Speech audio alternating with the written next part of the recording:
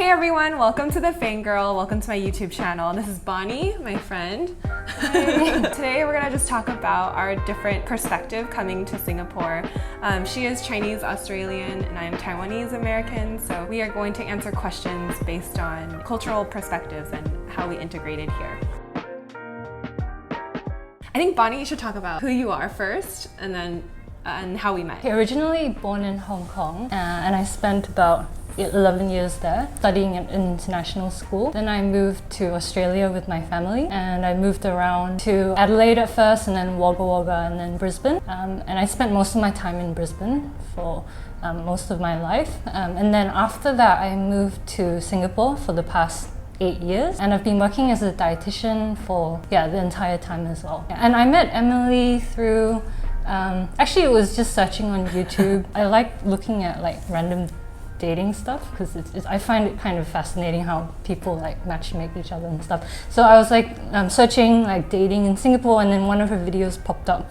And so then I saw her video and thought she was a really nice, interesting person. And then I reached out to her on LinkedIn and then from there, the rest is history. I think the dating in Singapore video is performing very well. Oh, really? Yeah, like it's I don't like know the top search, you know, like when you type dating in Singapore, you're one of the top videos. I think because people are just want to know, what it's like dating here. So now you know, watch my video. That's how Bonnie found me. What we can also talk about is just like some of our harder adjustments coming here in Singapore. So you've lived here 8 years. I've only been here like a year or so. What were like the harder adjustments for you when you first landed in the city-state? I would say like the weather is one of them. It is quite hot and humid. Another one's like language. I don't really speak Mandarin very well. Yeah, I think that's a little bit of a struggle sometimes. I agree with you. I think the heat is something that I still, even until this day, I can't like tolerate at this moment. I came from San Francisco, so it was always like foggy and like cool. Just for those who come from more of a cooler climate, like be prepared because it is summer all year round. And I think for me, my harder adjustments were, so I like hiking a lot. Yeah, it's harder to hike here. I miss that, yeah. So, I mean, there's no hills. Well, there are, it's a very tiny Bukit Timah, it's a nice hill. But I would say that. Living in Singapore is quite nice. Everything works and everything functions. What's your favorite thing about living in Singapore? I mean, I generally would say I'm a city girl, so I do enjoy, you know, being able to go to different exhibitions or festivals and the bustling city kind of life. I like how hawker centers have cheap food.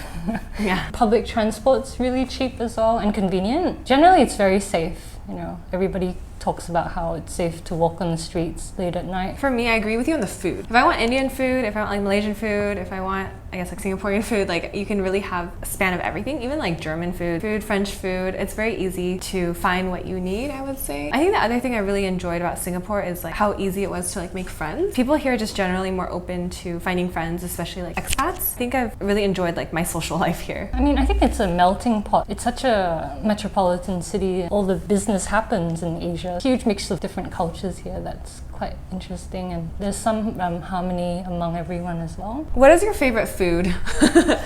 Your favorite, or maybe your favorite dish? I like chicken rice a lot actually. Oh yeah. Yeah. I used to make it myself, like even in Australia. We had a Malaysian friend and she would teach us. I like Hokkien mee as well, and yong tau foo. And thunder tea rice. Thunder tea rice? Yeah. I don't think I've ever had that It's before. the Hakka lei cha. Oh. So it's like the green tea herbal thing, and then it's vegetarian, like it's got tofu and peanuts and vegetables, and it's got a very unique herbal taste.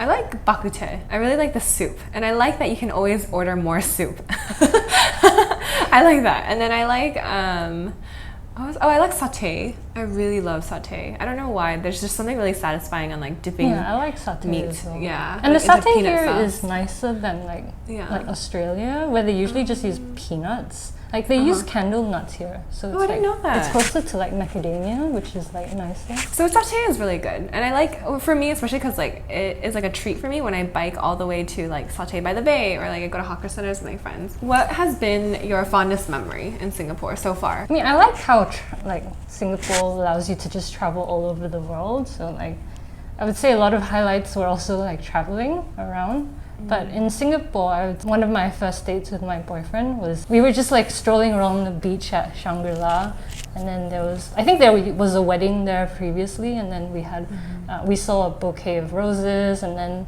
we were at the sofa bed and just looking up at the stars. Usually Singapore is not as crowded at night, and I like Sentosa as well. I feel like that's a very romantic memory. Unfortunately, I don't have many. I don't have any in Singapore. I think my favorite memory was probably going on my friend's boat, and we went to St. John's or Lazarus Island, and that was really fun. Just barbecuing on the boat, swimming, or going to Tanjung Beach Club with my friends. I really enjoyed just finding interesting things to do here in Singapore. I like Pulau Ubin as well. Yeah, that's a nice place to go to. Side note, did you ever meet the dog of Pulau Ubin? He was a very friendly dog who would follow you around. Okay, No, well he I got hit by a car a couple months ago. Yeah, it was really sad, and everyone was mourning his death because he was kind of the nice, he was just such a cute guide. Yeah, I didn't even know there was a iconic dog there. Yeah, I met him too because he was following us, and they were whose dog is this? And then I read the article afterwards, oh my gosh, he just hung out and he got hit by a car. It was really sad. We already talked about you being here for 8 years. How have you found your friends? Is it through work or through friends of friends? I think a lot of them have been actually through work. I think because a lot of the cliques have already been established among Singaporeans. Hard to meet them through that. And maybe I'm also not very sociable to begin with, so I don't purposely go to meet up events and stuff. So yeah, a lot of them have been through work. I also know some friends from Australia who moved here as well. Nice. Oh yeah, and then speaking of the Australian community, are you involved in the Australian community, or what do you think of the Australian community here? Don't really join any of the official Australian groups because I just find they're very white, maybe, I don't know. Okay. Yeah, I just feel I don't really fit in very well because a lot of them are high-ranking, corporate businessmen or their housewives and living a high life, and I don't really fit into that kind of lifestyle. Okay, so you mentioned something that was interesting, which is the high life. So I also want to talk about what people think about expats, because I think when people think of expats, they think of people living the high life. That's actually not true. I don't think we live the high life. We're not top level executives living in expensive condos or things like that. Can you explain what the high life in Singapore looks like? If you go to Bukit Timah, you see a lot of people in the good class bungalows, as they call it, their kids, and they probably got corporate package. I guess that's what most people see as expats, although I know that a lot of expats are not at that kind of level. They're average workers. I don't know. Average people. That's true. I think when people think of expat, they think of that. But then there's also people who come in through tech, the big tech companies, or they work at the startups. They also live very normal lives. Do you feel you've integrated, or do you still consider yourself an expat? I don't think I'm an expat anymore because I am a PR, but I wouldn't say I'm a local either, because I wasn't brought up here and maybe I'm a bit too much of a banana. The same as somebody who's born here and bred here. Yeah, I did try to assimilate though into the culture, follow their rules and learn Singlish. My job is quite a local type job, in healthcare, so I do have to learn what the customs and culture is in order to do my job effectively and just work well with others here. I feel you're probably one of my more integrated friends, to be honest, here in Singapore. You're quite knowledgeable about the food and the culture and the certain customs. You're almost here for a decade, actually. Yeah, it's been pretty long. What was your biggest culture shock? And I'm not going to answer this question because I already made a whole video on it, which you can watch in the captions below. I mean, it was probably when I first came here. I was staying around Chinatown area, so I was just on my first day I was walking around Chinatown. I realized, wow, this is a very Asian city. I don't know, maybe because I had just come from Australia, so it's just a very stark difference that you see all these Chinese uncles playing their Chinese songs, and I'm wow, this is really Asian. I mean, if you go to any Chinatown though, there's always the elderly playing chess and dancing in the courtyards. Not even just Chinatown, even if you go to the HDB estates, it's also very it's just very Asian. Or do you mean it's now Asians are the major population, and that's the shock that you had? I guess that was just the shock, because I had just come from a white-dominated country. Yeah. And then when I first came here, I was oh, okay, people are speaking Chinese, and everyone thinks in an Asian way. So I just need to reframe my mindset a bit.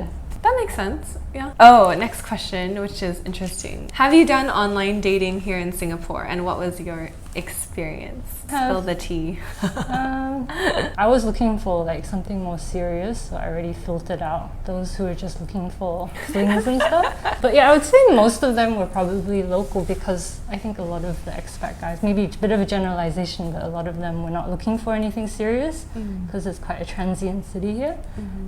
So yeah, I did meet a lot of local guys, and most of them were quite nice and gentlemanly. That's good that you had good experiences. Yeah, I mean, I think in Singapore it's so safe that you wouldn't get scared about any crazy stuff happening to you like you would in other countries. I would still be aware though, like even in Singapore, like I wouldn't go and meet a guy at his place for the first time. Of course you still have to be careful. Yeah, it's more comforting to date here, to be honest. Like I really don't worry about anything, but you should be careful just in case, right? You never know. Would you go to a first date at a hawker center? Depends on what the context is. I think if that's the sole activity someone planned, it's a bit underwhelming, because I just go to hawker center every single day, so it's nothing interesting or creative. So because I like interesting things, I like exploring new things to do. So personally for me, I wouldn't like to be with someone who just wanted to choose like a hawker center to me as the sole activity. But if you say like tagged on to something like maybe like hiking or something, and then we just so happen to be at hawker center and it's like, oh, let's have dinner there, and then I'm very happy to do that. It's nothing to do with like money or financial status. It's purely just the mindset of the person that I personally feel like I wouldn't be very interested in if they chose that as the only thing to do. I think I'm the same way. I think it's like the effort. I don't know. Some people have different opinions on it. Not saying you have to go to like a freaking Michelin star restaurant, but it's just like the effort of it, like something that's like unique. You had thought put into it. And what if you did like a picnic at Marina Barrage? Like I think that's nice, right? But if it's like, oh, let's meet at a hawker center, I don't know how I feel about that. In the process of wooing, I mean, if it's just the first date, the first date is not. But if it's just like while you're dating, then of course you can go to a hawker center. It doesn't matter. But it's just the first date, you want it to be a nice memory, right? If you're together, then you go eat at hawker center all the time. That's totally fine. Or like they both agree that it's a good place to go. Like because personally, I like to try new things. But like some girls are happy to just keep doing whatever they've done their whole life. So for them, like I think it would be fine. Okay, well, glad we got that wrapped up. It's very important. But I don't think I've never been taken on a date to a hawker center though. Yeah. I think I have been, but like it was tagged on after a hiking thing or something, because I just thought it was interesting to do the hiking thing, and then it doesn't really matter where else we go afterwards. At least like the effort is put into like the planning of the hiking. I think that's good. What advice would you give for women who are trying to date in Singapore? People new to the dating scene. You like how I'm asking you questions that are not scripted? Be open to new experiences, but I think that most expats are. That's why they're willing to move out of their comfort zones. Yeah, just be open to meeting new people and just think of them as friends. Like not like anything has to like come out of it. Like you're just meeting new friends and then see what happens from there. I think if I have any advice to give, it's like, to go in with an open mind. Just understand that Singapore is really transient. I don't know, I just feel like it's a little bit harder. But I have friends who've met their significant other here in Singapore, and they come from like two totally different countries, but they fell in love, and now they're settling down here in Singapore. What are your favorite neighborhoods in Singapore? Like where do you like to frequent? Like what's your hangout spot? I like Sentosa a lot. The beach, I like nature. It's not as crowded. If not Sentosa, then probably like city area like Tanjong Pagar, Lukrembo. It's got like different eclectic mix of bars and restaurants. It's interesting as well because there's also like the heritage parts of like Chinatown, so you get like a mix of the new and the old. I also like East Coast Park, a bit more neighborhood-like. Yeah, East Coast Park is nice actually. Like on the weekends, people are like biking and running there and exercising. And the sunset there is pretty as well. Chiang Mai is a really great neighborhood, very quaint. A lot of expats like to live there, and it has like old heritage history, a lot of cute cafes. It's very like hipster. Yeah, I like the feel of that. Right now in Singapore, do you have any side hustles or like things that you're working on besides your 9-to-5 job? I just make some fermented drinks like kombucha or kefir. I kind of sell it to friends, and it's just for fun. Sometimes I do workshops to like teach people how to make them. Yeah, and maybe sometimes some nutrition talks as well. What advice would you give to expats coming here to Singapore? soon or want to come to Singapore. Be open to new experiences and learning like new cultures. Could learn some Singlish, but not essential. You probably just learn it on the spot. Looking up about the different neighborhoods here before you come, try and decide where to focus viewings on. I guess be prepared that it's not a cheap city to live in. The mistakes that expats come here is also like you tend to live in really expensive neighborhoods. Yeah, they do. Yeah, they do. Yeah. But that's because they want a certain type of lifestyle. So if you're open to like living in a HDB, is that allowed actually? Yeah, you can. They can rent a HDB, right? I lived in an HDB with 2 other foreigners. I mean, to rent your entire HDB? I think he needs to have lived in the HDB for like 5 years and then he can rent it out. Yeah. But yeah, I would say the biggest mistake is like doing things that are really easy and just paying a premium on it. Like you don't need to do that. If you put in a little bit more research and you kind of ask people like where to go, where to live, you don't need to spend that much money. Like you should not be paying like crazy prices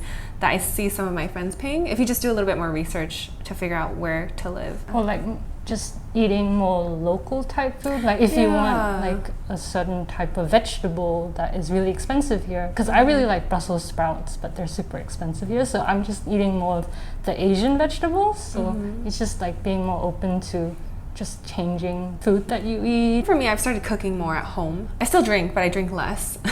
Yeah, so it's like you really adapt your ways. But I think it's all lifestyle preference too. Well, I think that's it. That was useful for those wanting to come to Singapore or just curious about what it's like being an expat or a PR. Thanks, Bonnie, for taking the time to chat with me. If you like this video, give it a thumbs up. And if you want to just stick around, feel free to subscribe to my channel. And that's it. All right, bye. Okay, bye.